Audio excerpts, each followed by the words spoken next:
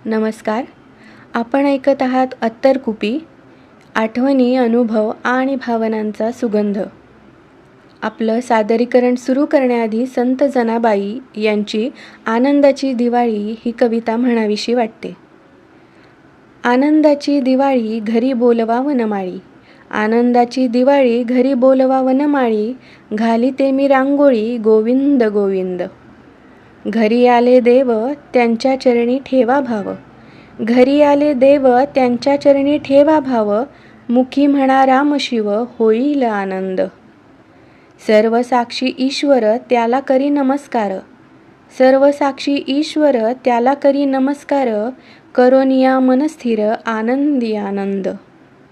दासी नाम याची जनी करी तसे विनवणी, दासी नाम याची जनी करी तसे विनवणी, म्हणा रात्रंदिवस मनी गोविंद गोविंद. आपल्या सर्वांना दिवाळीच्या खूप खूप शुभेच्छा. आजपासून दिवाळी सुरू होत आहे.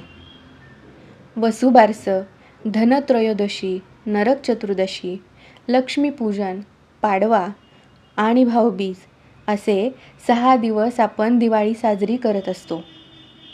सर्वांच्या घरी फराळाचे छान छान पदार्थ तयार असतील. घर सुंदर पद्धतीने सुशोभित केले असेल. पणत्या, रांगोळ्या, तोरण यांनी घर लखलखून निघाले असेल. नवनवीन कपडे परिधान करून आपण सर्व दिवाळी साजरी करायला तयार आहोत. सुख, समृद्धी, ऐश्वर्य आणि लक्ष्मीच्या आगमनासाठी आपण सर्व सज्ज आहोत. दिवाळी ही आनंदानेच साजरी करायला हवी, परंतु हा आनंद आपल्याला इतरांमध्येही वाटता यायला हवा. नुकताच पावसाने जो थैमान घातला होता त्याने मध्यमवर्गीयांचं बजेट हलवून टाकलं आहे. या पावसाचा सगळ्यात मोठा फटका आपल्या शेतकरी राजाला बसला आहे.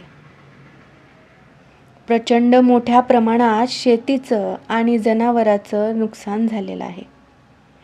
हातावरचं पोट असणारे रोजच्या कष्टाची भाकरी मिळवण्यासाठी धडपडत आहेत. म्हणजे बघा ना, की आपण आपल्या घरात एका छोट्याशा कुंडीत एक रोप लावतो, मनापासून त्याची काळजी घेतो आणि तरी देखील ते सुकून गेलं तर आपल्याला किती वाईट वाटतं.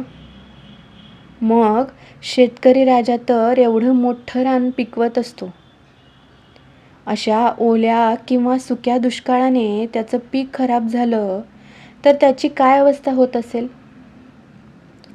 आपल्या ताटात 2 वेळचं अन्न मिळण्यासाठी जो शेतकरी कष्ट करत असतो त्याचं ताटही पंचपक्वान्नांनी भरून जावं. त्याची लेकरं बाळही दिवाळी आनंदाने आणि सुखसमाधानाने साजरी करावीत. त्यांचं घरही अनेक सुखांनी उजळवून निघावं, हीच इच्छा. आपला आनंद इतरांसोबत वाटण्यासाठी शक्य तितकं दिवाळी साहित्य मोठमोठ्या मॉलमध्ये घेण्यापेक्षा कष्टकरी आणि छोट्या छोट्या व्यावसायिकांकडून विकत घ्यावं. अशा लोकांचा आनंद हा खूप छोट्या गोष्टींमध्ये असतो आणि तो जर आपल्याला देता आला तर आपल्या इतका आनंदी माणूस दुसरा कोणी नाही. याबद्दल आपल्याला काय वाटतं याचा अभिप्राय नक्की कळवा. आवडल्यास like, share, comment and subscribe.